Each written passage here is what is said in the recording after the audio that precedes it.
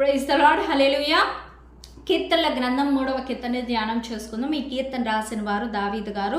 తన కుమారుడైన అబ్షాలోము నుండి పారిపోతూ దావీదు గారి కీర్తన. కుమారుడిని పారిపోవడం ఏంటి అంటే, తన రాజ్యాధికార విషయంలో గొడవలు, తండ్రికి కొడుక్కి కుమారుడు ఎమ్మడబడుతున్నాడని దావీదు గారు పారిపోతూ ఉంటాడనమాట. దావీదు గారు పారిపోవటం ఎందుకండి? సౌలుని చంపాలంటే యెహోవా చేత అభిషేకించిన వాడిని చంపకూడదు కాబట్టి పారిపోయాడు. ఇక్కడ కుమారుడు తన కన్న బిడ్డ కాబట్టి తన నుంచి పారిపోతున్నాడు. కానీ పారిపోయిన సౌలు నుండి పారిపోయినప్పుడు దావీదు కీర్తనలే రాశాడు. ఇక్కడ అబ్షాలోము నుండి కూడా పారిపోతూ దావీదు గారు కీర్తనలు రాసుకుంటున్నాడు. ఏమంటున్నాడంటే, యెహోవా నన్ను బాధించి వారు ఎంతో విస్తరించి ఉన్నారు, నా మీదకి లేచివారు అనేకులు, దేవుని వల్ల అతనికి రక్షణ ఏమీ దొరకదని నన్ను గూర్చి చెప్పువారు అనేకులయ్యా. నీవే నాకు కీడెమగాను అతిశయాస్పదంగాను నన్ను తల ఎత్తుబాడవుగా ఉన్నాను. కావున నేను పండుకొని నిద్రపోయి మేలుకొందును. నా శత్రువులు అంటే నేను హ్యాపీగా ఉంటాను, నాకేమి ఇబ్బంది లేదు. గిలొచ్చింది వాళ్ళకి, నాకు కాదు. నేను హ్యాపీగా ఉంటాను. ఆ దేవుడు నువ్వు ఉన్నావు. నిన్ను నేను నీ మీద ఎలుగెత్తి నేను యెహోవాకు మొరపెట్టినప్పుడు ఆయన తన పరిశుద్ధ పర్వతము నుండి నాకు ఉత్తరం ఇచ్చును.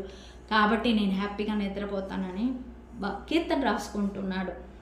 తను ఎప్పుడు కూడా తన కుమారుని ఎలా పోరాడతాడండి? కొడుకుని ఎలా చంపుకుంటాడు? కొడుకుని చంపలేడు కదా. దావీదు శక్తి దావీదుకి తెలుసు. ఎంతోమంది శత్రువులు జయించి ఈరోజు ఆ రాజ్యం దావీదు చేతికి వచ్చింది. గొలియాతుని మట్టి కనిపించాడు.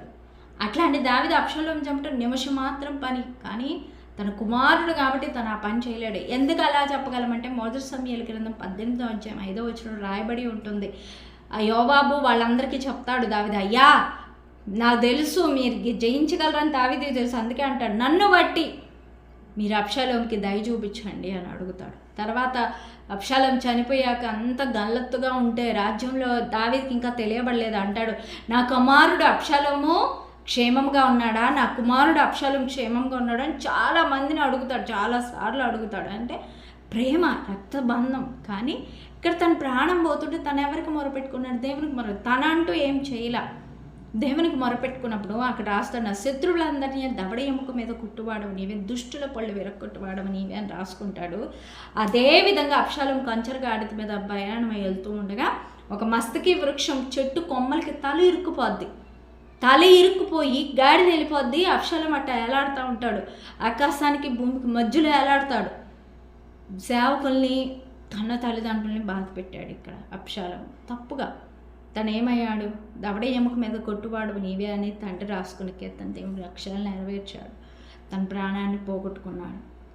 ప్రియులారా, దేవుని వాక్యాన్ని మీకే బాధ ఉన్నా దేవునికి చెప్పుకుని ఆయన తప్పక ఆలకిస్తాడు.